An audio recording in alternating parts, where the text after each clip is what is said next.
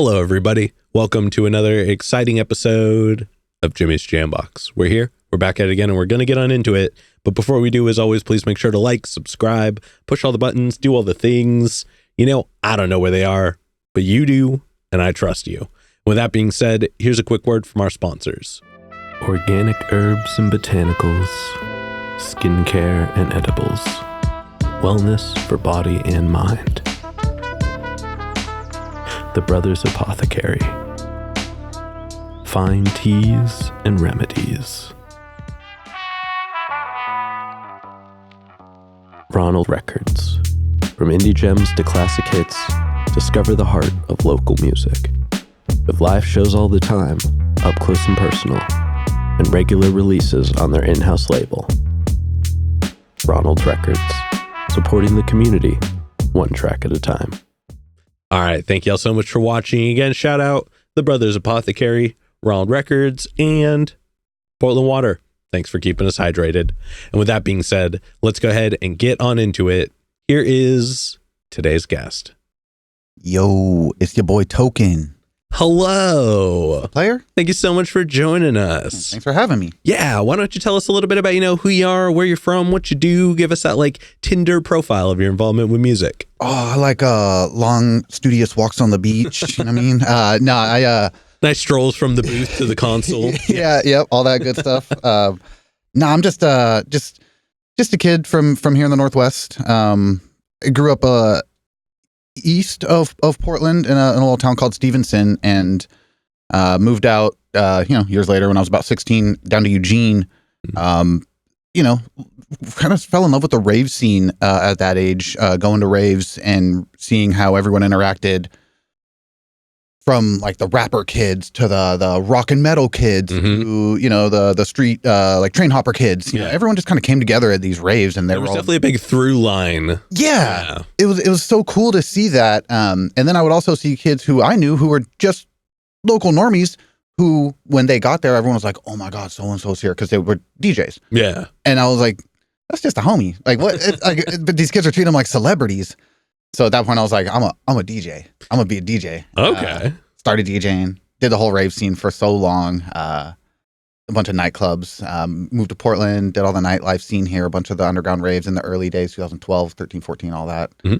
And what I call the golden years of the raves. And glad to be a part of it. Fell out towards the later years and just kind of lost the love for the music over a while. Started listening to a lot of more rap, and I just wanted to produce hip hop. So I kind of rebranded myself as a beat maker, from a EDM producer DJ, and just went that route. Met a bunch of local rappers in Portland, reached out to a bunch online from different states, and just kind of ran with that. Damn. Okay. Yeah. Okay. That might be the most thorough play-by-play answer of that question we've gotten yet. Bow, bow, bow, bow, bow, bow, bow. So when you moved from DJing to more of production and things like that, had you had any instrument experience by that point? Did you play anything prior to that? Did you anybody in your family play instruments or anything like that? My family's not musical at all. I played bass in some punk bands, just 4-string bass. Gotcha. Okay. Growing bass up, player as well. Yeah. That's the first things I noticed when I walked in here is and it's funny because I say I played bass. The guitar player in the band wrote what are they tabs for all of us. The rest of us weren't musically inclined at that moment. Yeah. We were 13. The guitar player he's a great voice, grew up on rock and metal, and could shred on a guitar, play all the classic shredding riffs and stuff at such a young age, and his parents would just buy him all the coolest guitars, and so he was the mastermind behind it all. But we had a couple bands, and I would play 4-string bass, just 4-string. The second you put a fifth in there, I'm like, I can't. It's too much. I'm out. No, that's all right. I like to be I played bass in some punk bands, but that's as deep as it went. That counts. I mean, if you were in a punk band and you were playing bass, you played bass for some punk bands. That's pretty cool. We did it. Yeah. So that was fun. And then, it was just really it was kind of you can call it narcissistic. That's the word, but whatever. But I just saw local kids who I knew were local homies. I'd see at the skate park and stuff. But on that night in that town, they were celebrities, they were legends, because who I just knew was like just the homie Aaron. He was Aaron Jackson in that moment, shout out Aaron Jackson. He's a great DJ. Ended up going to play EDC, and the biggest festival in the world, from little Eugene, Oregon DJ. I went to the very first one in Las Vegas. He was officially booked as an officially booked DJ at EDC a few years back. Oh yeah. And he was just a guy from Eugene. Yeah. And then he'd show up at these raves, and I was like, oh my God, Aaron Jackson. I'm like, that's just a homie. So like it was that where I was like, I'm gonna do the DJ thing. And then of course I fell in love with the music. Mm-hmm. It started as just DJing, playing other people's tracks, learning kind of how that works, getting accepted by the old heads who were the gatekeepers. Eugene DJs in that era were very gate kept thing. You as a newbie, you'd show up with your CDs. It was when CDJs were, you couldn't just put in a flash drive yet. People were going from vinyl, so a lot of people either did the laptop Serato thing, or they had a book of CDs and played on CDJs. So you'd show up with your CDs, and you'd wait the whole entire rave. Like, did anyone not show up? Can I play? Can I play? And they're like, no. So then you'd go truck it to the after party that started at 1 a.m. and went till 6 a.m. And can I play? Can I play? Can I play? And you might get on there like, yeah, you can play at sunrise at 6 a.m. Yeah. So you wait around 12 hours to play for 4 people who are high out of their minds in a living room. Yep. Like that was getting your foot in the door. So I did that for a long time. And then it hit a thing where I was like, to be taken seriously in this DJ thing, you have to make your own music. Mm-hmm. You have to be a producer. And that's what really separated the ones who could get signed to a label or get put out on tour or get booked for festivals, the ones who were producing tracks. And so I learned FL Studio. I would get FL. I got cracked versions of FL Studio on my laptop. Oh, I allegedly cracked. Completely paid for full versions. Yeah, right. And I paid for it eventually. That's the long and short of that. It's all paid for now. But I would, instead of going to after parties with the homies, or I would just sit in a corner, headphones on, and just geek out on FL. Right. We'd allegedly do all our party drugs, and then they'd be all having fun and I would just geek out on FL for 6 hours straight in a corner, and they'd be like, what are you doing? And I'm like, just listen to the sound I made. Right. And so that was how I started it. And I just really, they say like the 10,000 hour thing. I never counted, but man, after all these years, I had to put in those 10,000 hours through that grind. There's actually an episode that I have that has the math on it. Yeah. Because we brought it up, and I was very wrong with my guesstimation. Okay. So I forget who it is now. If I remember it, I'll let you know later. But there is one where it says it on the screen. How much if you do this? Yeah. It's a lot more than you think, though. Fun fact. More than 10,000? It's still 10,000 hours. Okay. Way more than you think in days wise. Oh, yeah. Neither here nor there. Before we get into more of the present day, I do have a couple foundation questions I like to check in with everybody on. Yeah. This first one is one we ask early. It's one we ask often, and it's definitely a crowd favorite. What was the first album you ever bought with your own money? A Newsboys, or maybe DC Talk. So I got to preface this. I grew up in a religious household. I was allowed to kind of pick and choose my CDs and tapes that I listened to, but they came from the Christian album or the catalog that would come in the mail, and you'd just pick what CDs you want. And my mom would be like, "You guys can order anything from the Christian section." Yeah. So I found myself as a kid, 6, 7. The first time that happened, I went straight to the rap. And I would just order whatever Christian rap. And I'm pretty sure it was a DC Talk album or Newsboys. They're both these, I think they're both groups of 3 white Christian rappers. And so it had to be one of those. And that's the first time, at least the first albums I remember owning that were mine, that I could put on my little boombox in my bedroom anytime I wanted, and yeah, some good old Christian rap. Hey, that counts. Yeah. You'd be surprised how often that's the answer, actually. Good old parents from our era. Yeah, very much so. Yeah. And then what was one of the first live shows you ever went to that was specifically one you wanted to go to? So you saw it was happening, you got the tickets, you went to it. I mean, so my mom was really cool with music growing up, but until we were about 13, 14, anything younger than that, it had to be what she approved of. So I got to go to the Rose Garden for this Christian act it was called Carmen, and it was just big touring, kind of like Michael Jackson-y pop music, but it was Christian. So I got to go to that as a younger kid, and I really wanted to go. My mom there was a Christian band called Delirious, and they were touring around different Bible stores in our area, and I got to go. She let me skip school one day, and she picked me up from school to go meet them and get signed autographs and stuff. Oh, wild. That was really cool. But I guess later in life, was Warped Tour was the thing I remember the most. Mm-hmm. And so I got to see bands like The Offspring and My Chemical Romance in their heyday. Like, you know, in that circle of music, I got to see some of the greatest bands in their prime because where we lived, you know, the Gorge Amphitheater was a short 4 or 5 hour drive. Yeah. But my mom was just, shout out to moms, and she's so cool. She would drive us out there, you know, early in the day. And then she would just sit in the car and read books in the parking lot while we would go inside, bring in our bottle of Jaeger that we stuck in and just party and rage out all day long in mosh pits and stuff in Warped Tour. And then she'd drive us home. Just the sweetest woman. Yeah. My mom. And it's Mother's Day today. Love you, Mom. Shout out to moms everywhere. Yeah. So that would be in all, Warped Tour would be the first formative years of music, you know, that I chose.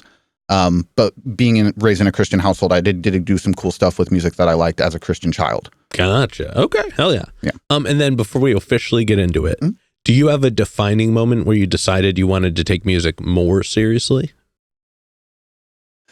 I think really just the rave scene, just probably the first booking I ever got. Me and my Steven, we went by Nice because this is when we decided we're going to be DJs.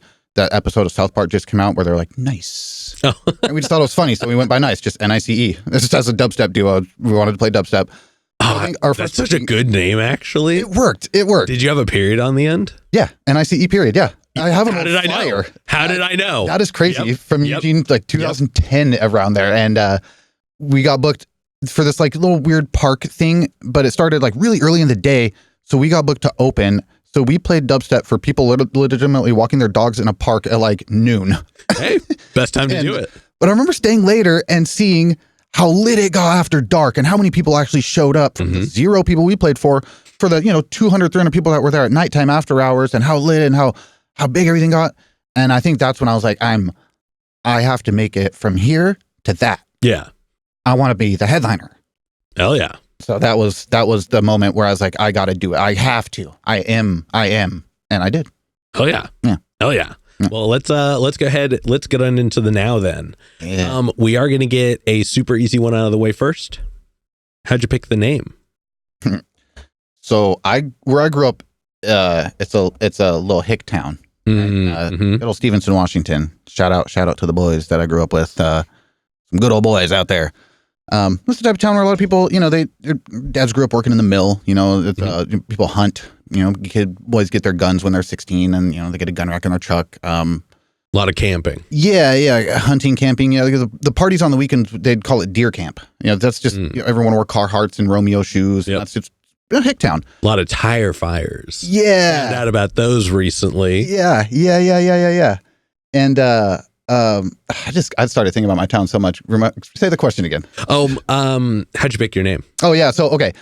Raised with white kids is what I'm trying to say. All white kids, right? I was called Black Tony because there was another Tony in town, but he was a white kid. So I was the only black kid in the whole county, right? Fair.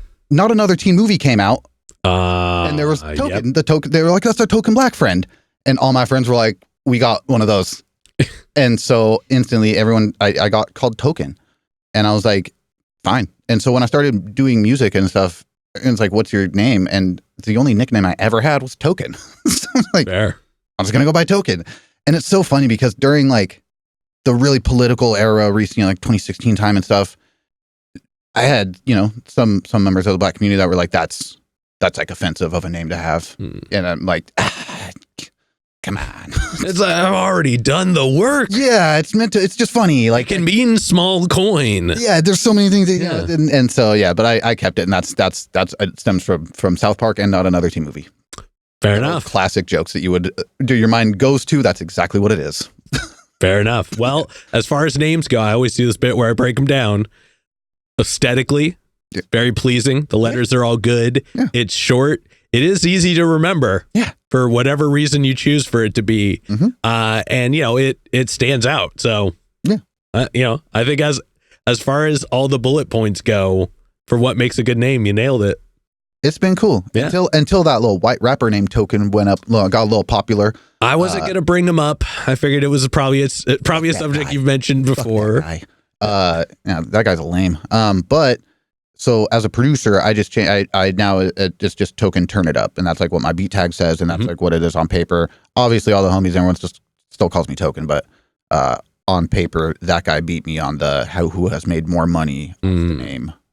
Damn. So, damn. Yeah. Well, for now. You're on. Keep eye. I'll beat you. Official challenge. I'll beat you in the long run, buddy. It's on the internet. It's real now. Mm-hmm. All right. Now, before we get all the way into it, we're going to get some tech talk out of the way. Go. You already mentioned you used Fruity Loops originally. Or is that still what you're using now? Yeah, big. Okay, loyal to the soil. Yeah. We're going to edit that to say Ableton. Nah. No, I'm kidding. We love every DAW. Yes, we do. Yeah. They're all great. But outside of that, what are you using? Are you like out of the box? Are you doing everything plugins? Like, kind of just take us through the general setup. Yeah. I'd say early in the day in EDM, it's interesting in the producer world. It's so much about like what sound, like sound design, what sounds you can make. Massive, silent, Serum, all the main VSTs, and they want to hear what sounds you can make, and then obviously how big and how much you can compress it.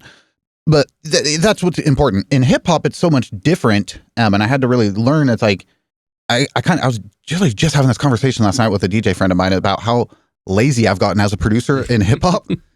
You just get a Splice account, get some samples, slap some 808s over them, and then sell beats. It's the most simplest shit in the world. Yeah. And so I kind of feel bad about how lazy I've gotten. And I have some of my old buddy producers come over and they're like, let's make some stuff. I'm like, yeah.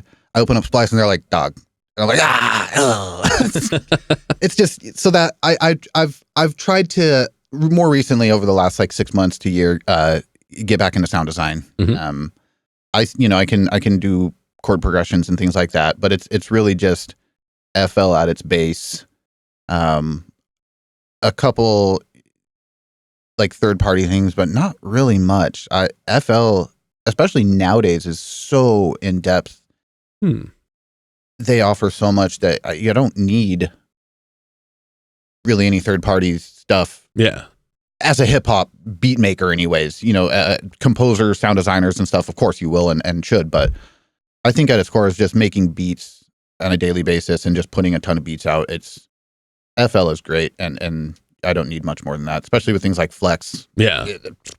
So easy.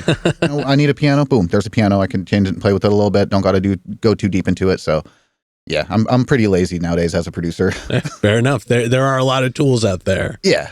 As far as like sampling and stuff goes, are you just like pulling off of like whatever you can find anywhere? Do you have like something you use to like get samples off and like create them that way? Or yeah, I mean, like, I mentioned Splice, but I've also been, I guess over the last year or so, pulling myself again away from Splice and just going back to like YouTube stuff, or finding people in the town has been really fun for me lately. That are like that can play like a 13 string guitar like for corridos Mexican music, and just sitting down with them for an hour and then just saying, hey, shred, jam out, and I'm just going to record it, and then I'll chop those up and I can make 20 beats off of that hour of music that you just played off, so or even so. That's been fun. Or keyboardists, piano players, and I just do the same thing where it's that way I'm getting these fresh bits of music that aren't online anywhere, aren't from anyone else, or just from that musician's head in that moment. Very pretty lights of you. Yeah, and I think it comes from being young and being in the band and watching that. His name's JR. Shout out JR. The kid who was just so good and he'd write the music for the drummer, me as the bassist. If there was keyboards, he'd write their stuff, and then he'd write his own lyrics and the guitar, and then we'd all play what he wrote. But where was I going with that? I'm so bad at this. You are all good. You're doing great. Either way.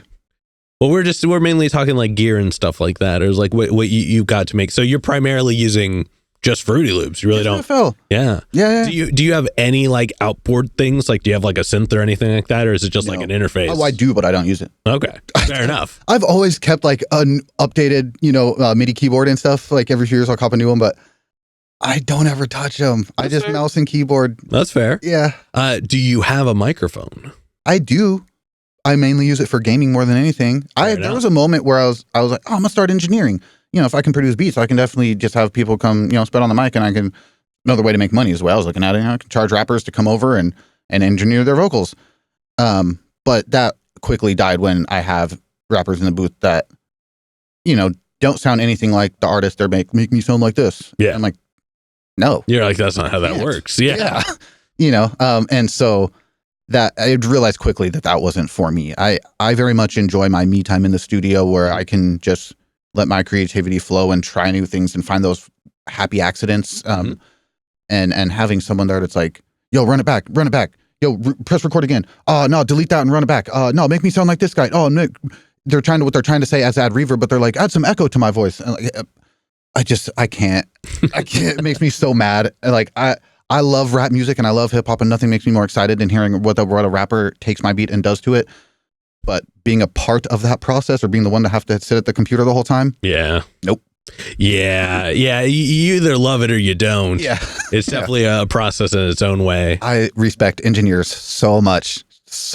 Hey, I respect that you're able to acknowledge that you don't love the other part. Like some people, you could tell you're like, why are you doing this? It's not bringing you joy. It's not a matter of good or bad. It's that you look like you're getting nailed on a chalkboard here. You're just the whole time. So what it feels like. I can respect the decision. Yeah. What does the start of a project for you look like then? So we're sitting down, we're gonna 808s. Okay, so you just open up that folder first. Yeah, I'll pick a tempo, a range generally. You know, it depends on what I'm trying to make. Generally, I've been going double time, like around 200. I've been really into like Flint beats, Detroit, you know, and so it's like that 100 BPM, but their producers be always doubling it, so it'll be like 195 or 198 or 200. And I always found the second I saw that, I was like, oh, that's cool. It's so fun to produce at double time. It just adds such an energy to the track. Even if and then when you cut it to halftime. Yeah. It's just so much funner. So that's what I've been on lately. Like a ton. And I just every time it's just 808s. I FL tempo straight to the 808 folder. Hell yeah. I can respect that for sure. Yeah. And actually that makes sense. I jumped on YouTube, I checked out some of your beats. Yeah. And you've got a grip of them on there. You've got 100 to be exact. That's what it says. Yeah. And they're going all the way back to 2020. And then if you jump on SoundCloud, you've got some stuff that's even from before that. Yeah. You got some stuff that's like 10 or 11 years old. But I decided to stick to primarily what was on YouTube. And obviously I couldn't check out everything. There's a lot there, but I did check out a lot of your more recent work, and your beats are all solid. Thank you. I mean, the low end, first thing I noticed, tight all the way around. So all of the aspects of it, your instrumental choices are strong. That was another thing that stood out, and I love the placement. Like they're mixed in a way that's prepared for like quick creation. You know what I mean? Like it's not something where it's like, hey, I like this. Can you send it back to me in pieces so I can make it? Like it just felt like there was room for the vocals already, which is an appreciated. It took me years to learn. It's a huge thing when you finally figure out. You're like, wait, if I put this here so somebody does, then it work. Yeah, it's just game changer for sure. So that's the biggest compliment you could have ever given me. Oh well, thank you. I noticed it right away. Thank you so much. But on top of that, they do sound cool on their own. So it's not like the listening experience was hurt by that. I could just tell that they were ready for that. So big fan. That was the biggest thing I learned, is going from EDM, where it's like you want to fill every silent space unless you're doing a dramatic breakdown or something. Yeah. You know, everything needs to be full and big and massive, and well, it has to be mixed into sections because it has to be able to be cut out. If you have a piece that bleeds too much across those ranges, everybody's working with those three bands. You know what I mean? Like, And immediately in rap, I in my mind, I'm like, oh, rap beats are just kind of the intros of like a trap EDM, you know, thing. And I just kind of chop out the intro and I send it to rappers and they're like, where am I supposed to rap on? What is this? And I'm like, what do you mean? And it took me so long to learn how to create that space for the vocals and to really think of the voice as an instrument in itself, and to leave those frequencies or leave just that space as a whole for the vocals. Yeah. And that was a struggle for so long. Very much so. And it's one of those things where it's like you never can really prepare for everybody's voice.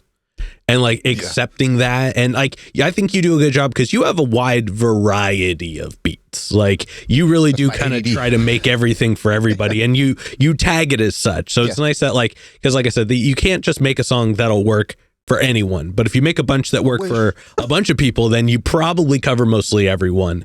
And that's pretty damn close. Yeah. But I am curious to know, out of all of the beats that are available right now, ones that can go on YouTube and find, what were some of your favorite ones to make?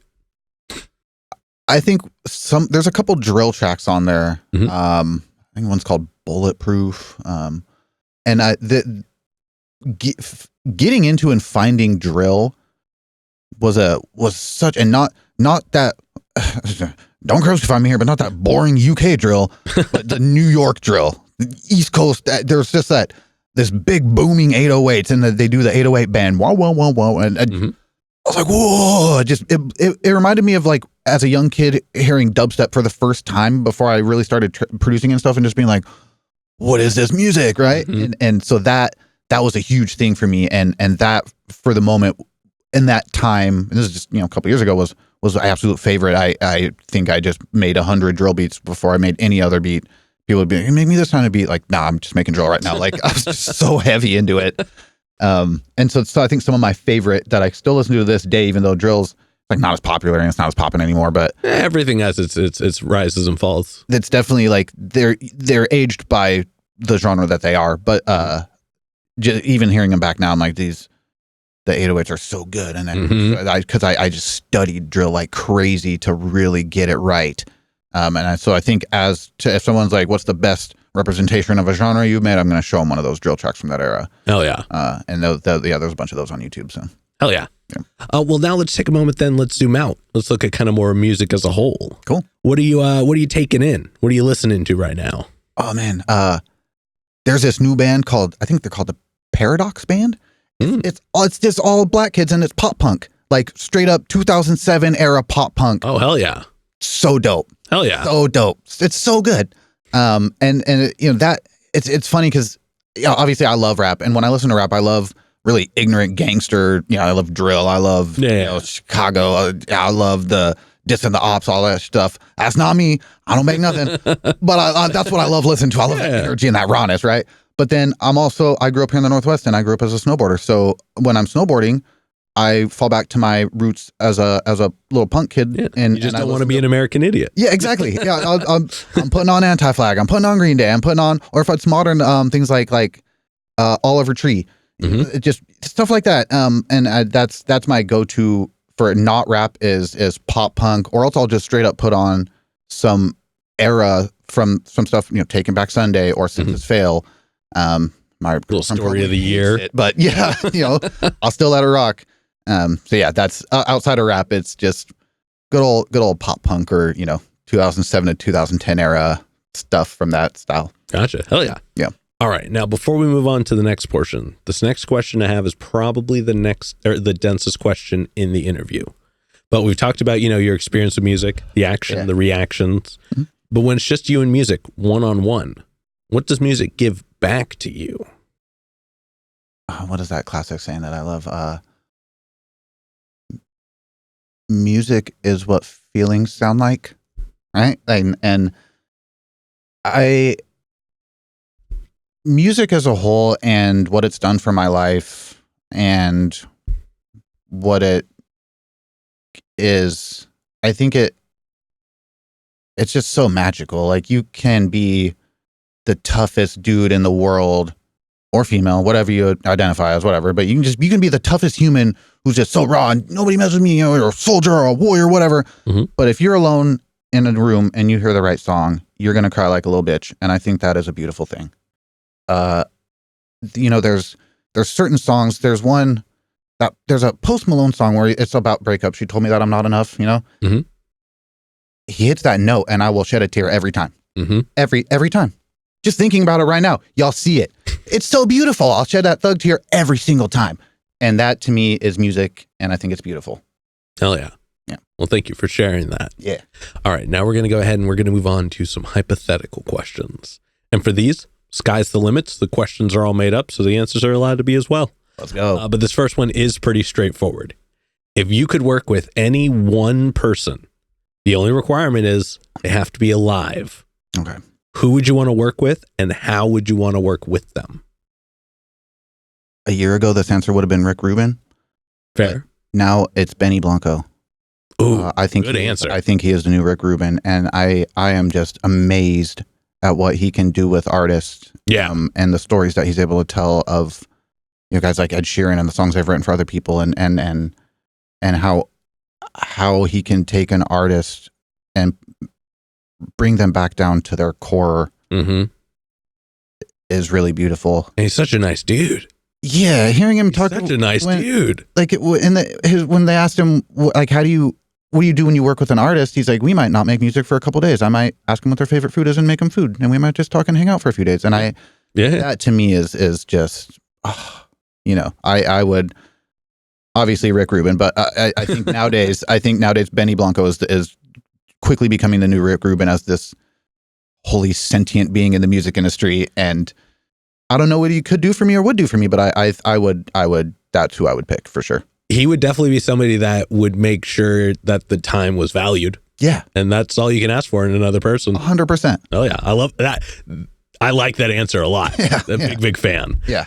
Subsequently, who are some local artists that you're aware of that you haven't gotten to connect with yet? Three-Way Hef. Like to. Yeah. Three-Way Hef. Yeah. Shout out Three-Way Hef. It's funny because I work with a lot of artists in town in Portland, a lot of rappers, and I don't necessarily listen to a lot of it. I'll produce beats or DJ their sets and stuff, but I don't listen to it. But like, man, seeing Three-Way Hef's on the radar, like, oh, Portland's up. That made me so proud of the city. And for him to, openly talk about Portland and stuff. And that is like, that's cool, so shout out Hef. I got beats for you whenever you want, tap in. But that's who I would want to work with. I think, also I've got some beats that Swiggle's on adjacently. Like they're beats that I've given to Figure Eight and stuff. And Swiggle's got on or Swiggle's got on, but Swiggle and Fig. Yeah. So I still haven't got a solo Swiggle track placement, but that'll come eventually. When we'll link when the time's right for all that. But that would be someone else though. Yeah. Oh yeah. And then to wrap up the hypothetical questions, if you could get one more album from anybody, they could be alive, they could be dead, they could have not put out an album in 100 years, they could have put out an album yesterday. Who would you want an album from?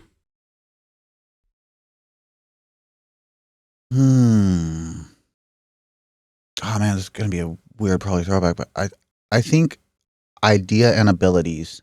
Oh, that really instrumental into my coming from pop punk and punk music over to hip hop. Well, they were on Epitaph, weren't they? I saw them at Warped Tour. Yeah, and I remember walking by and being like, "Yo, is that a rapper?" And me and my friend just kind of sat for like maybe 10 minutes.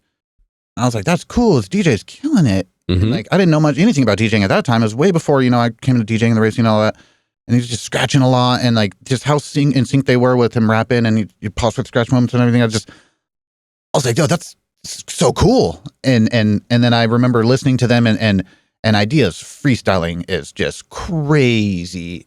And so that, I think I would just love another album from them together, not just Idea, not just DJ Abilities, but another Idea and Abilities album, and being able to hear him now. And I'd want it, if he was still around rapping, but what is he thinking about now? What's he doing now? And his Abilities as DJing is just so cool. So yeah, oh yeah, that is a super solid answer. Yeah. All right. Well, with that being said, we are going to go ahead and start wrapping this up. What can we look forward to in the next 6 months? Oh man, lots of beats, lots of new rap coming out with all the homies. Shout out all the Antelope Fishermen. That's the fish. Thing. Yeah, and we're always working tons of new stuff. Check out the YouTube. Peep me. I'll be around. I'll be around DJing. Dropping beats, DJing parties, doing events. A lot of ciphers coming up over the next couple months where I'm DJing. People can pull up and spit bars. If you got bars and they're not lame, pull up. If they're lame, stay your ass at home. That's what we on. Hell yeah. And then for the next one, go and look straight at your camera. Tell everybody how they can find you. Y'all can find me. Never bow. Nah, WTF is a token. That's my Instagram. That's really where it's at. Just what the fuck is a token? Tap in if you want to hang out, if you want some beats. If there's anything I can do for you, if there's anything you can do for me, tap in. Hell yeah. And then any other plugs, any other shout outs, anybody else you want to put on while you're on here? If you a fish, I fuck with you. If you not, I don't care about you. Be a fish. Buy a beat for me. That's it. Fair. All right. Then with that being said, we've got one last question to go. But before we do, I'm going to steal the camera for just a second. As always, y'all, please make sure to like, subscribe, push all the buttons, do all the things. You know, I don't know where they are, but you do, and I trust you. And one more shout out to the Brothers Apothecary, Rollin Records, and Boiling Water. Thanks for keeping us hydrated. And with that being said, the final question. And this is entirely up to your interpretation. Okay. But in all of music, what is an album you feel is more on the obscure side? So it's a bit of a deep cut. It's one not a lot of people would know. It's one you think everybody should know. And I'm going to do a modern one, but I feel like a lot of people know about it, but I feel like it didn't get the play that it should. And it's a really timeless thing. Is that album that Yachty put out recently that was not rap? I still find myself going back to listen to it, and I think that was such a cool moment for, even though it's not rap, but kind of for rap, because, you know, for who he is, he's in the hip hop space. So I think it was really cool. And I think every era has its artist that heavily dominates in one single genre that is like, that does, hey, look what else I can do. Mm-hmm. And that always will birth a new generation of creatives that are like, oh, you can be creative and play. Yeah. Oh, hey, remember when Lil Wayne put out a rock album? That's exactly what it is. It's a new version of that, to me anyways. And I think that is really cool. And it's one of those things where people hear it and they're like, but it's continuing to inspire the next generation. And I think that's what's most important. Oh yeah. I love that. Yeah. All right. Well, then, with that being said, we're going to go ahead and wrap this up. Thank you so much for joining us today. Ooh, we did it. Yeah. And this has been another exciting episode of Jimmy's Jambox. I'm Jimmy. I'm your boy Token. And we're signing off. Later, y'all. That's a wrap. This is not a podcast. This is a show.